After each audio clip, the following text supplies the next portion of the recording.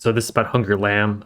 It's one of the more popular Chinese events from what I can tell. Some of the writing is stiff, but honestly, if it wasn't intentional, then it just works for the setting anyway. There are a few times where randomly more modern words are used, when most of the time it's pretty old school and it kind of kicks you out of the moment. It's really rare, but you remember when it happens. Like the one time I remember is like Leg said, "Oh, Tonga and I are pretty tight." It's like, what the fuck?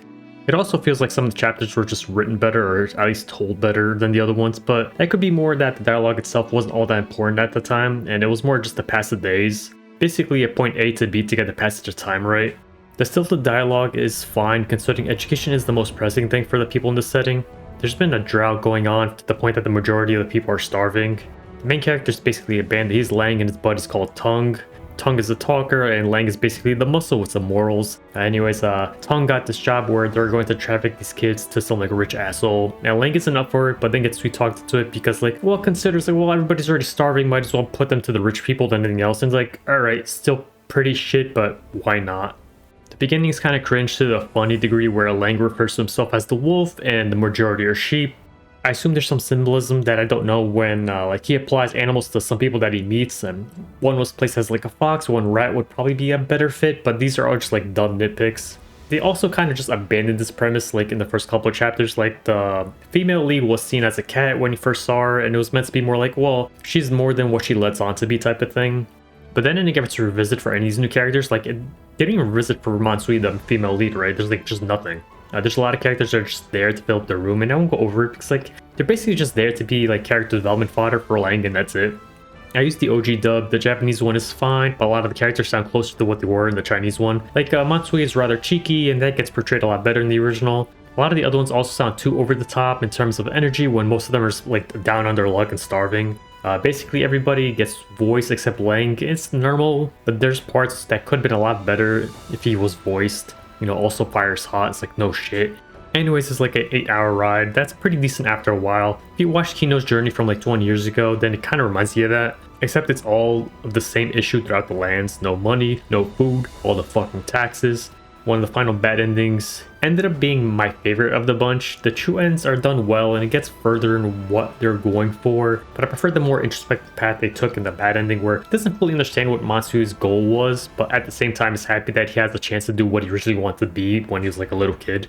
Technically, one of the true endings is just a step further of what was handled in the bad ending, but I still like the bad ending better. The problem is how the true ending starts. It's more of a budgeting issue because I get what they're going for, but it just fell flat. It's like they were going for a charisma check and just got a natural one, so instead of getting hyped up, you're basically just going like, oh, okay buddy, calm down, it's not that big. When it's meant to be that big, considering the majority is starving and all that shit, like, hey, it makes sense. I just didn't feel anything. It kind of felt like the guy acting like he was an anime or something. It's something that should have been started like a few chapters back and be gradually built, and the funny thing is like, it kind of was, but at the same time, nothing really affected him, so you forget that was happening. It's like he just randomly blew up. They also spent time throughout the chapters building up Lang's character and motivations, and that worked out really well. The natural build-up is actually one of the reasons why I like that bad ending. And, you know, they did it well once, they could have been doing it well for the other one, and it kind of fell flat. It just sucks. Overall, I'm giving it a 7. I can see it being an 8, but I wouldn't go higher than that. And that's mostly because they didn't waste a huge amount of time like doing extra fluff shit for no reason. Mansui's sections were streamlined better and overall a cooler experience until Lang gets his ass back in gear.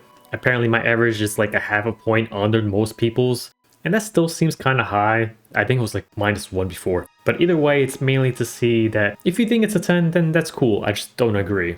People don't agree with some of my high-rated shit anyway. It's like, it's how it is.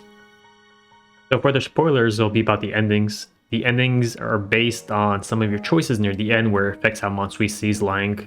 The first one is just outright killing him, but it's more of a dead end, and the next one is framing him, and the last bad end is technically framing him still, but also sending him a message telling you, like, him to flee, right? Basically, each one is a version of a revenge, and the last one is my favorite, where he woke up late and was still stuck in town, so he's hiding, wondering why Mansui gave him a warning to begin with. Before getting caught, he says fuck it, and he's happy throwing away like his bandit life and trying to be more what he wanted to be when he was a child. He just wanted to be a hero, or a wandering hero, right? So he goes in swinging and killing some of the guards before dying himself. providing his own speech while slashing everybody. And it's like, oh, it's to rile up the townspeople. Maybe he'll start like a revolution or something. It doesn't really work, but he also sees the spark in some people's eyes, like, holy shit, it actually something's working. So he's not the hero, but he's the ember that would make it happen. And it's like, that's fine enough for him. It's fine. He's no longer a bandit. It reminds me of this Newgrounds video from like 15 years.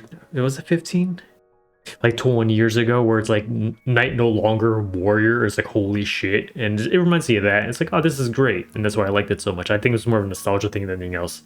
I'll be skipping the third ending, where it's more of a neutral type of thing, and I'm going to go right to the final split between the two endings.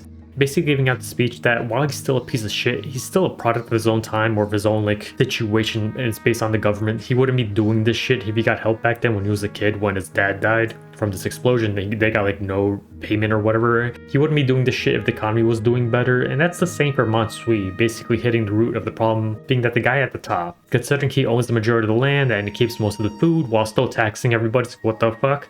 So both paths just go about how to kill that guy, and one is a lot faster but will probably get you killed, and the other one takes a lot longer but will probably have the better lasting effect. The speedy option is just there to save the people that could be saved now, and it's more like, because also the traffic thing with the kids and crap they were doing, it's like, well, this would be also killing all those kids as well if you're taking the longer time, because in the end, in the other one, it does say it takes 9 years, so like, you're killing a lot of people, man. Both endings are fine, but the speedy option is probably the intended route, and it circles back to what the bad ending I did like. He's now a hero in consideration of his own beliefs, and now they end up dying doing so. It's like, you know, it's like a classic trope. It's fine. I liked it a lot because of that. The speech before is still lackluster. It's the one time where he kind of needed to be voiced. It just sounds kind of cringy without it. It reminds me of the Chaos Child scene near the like end of Common Route, where it just sounds really stupid without them talking. So like a long time ago, I tried to show my friends like, oh, look at this cool scene. And all of them were like commentary type things where they all sang the line, and it's like, you ruined the fucking scene. Holy shit. And I couldn't find one without. It's like, and I was like, all right, never mind. Fuck it. I don't care anymore. So that's pretty much it for this one. I still think Kanama's is probably, I found it more interesting at least. This one's also pretty decent. It's I think it's only like $10, and I've seen it on sale before. I think I got it for $7 at the time. It's pretty good for its price. It's one of those things where, you know, it's pretty rare to see something that's not from Japan like that, where I like these because there's a lot of failed ones where in English and in every other language where they try to copy like what Japan does, and this was like, no, fuck, I'm gonna do my own thing, and it comes out a lot better because of that. It's a different kind of experience. It's like, this one's like more of a plot. It's like, no, fuck your dialogue, fuck your like character interactions. This is what it is, and it's like, pretty cool. There's a couple of EVNs I like too, because, you know, it's like they didn't try to be a fucking Japanese visual novel. They're doing their own thing. They're just doing the same medium. It's like, hey, it's done pretty decently. So yeah, try it out if you want.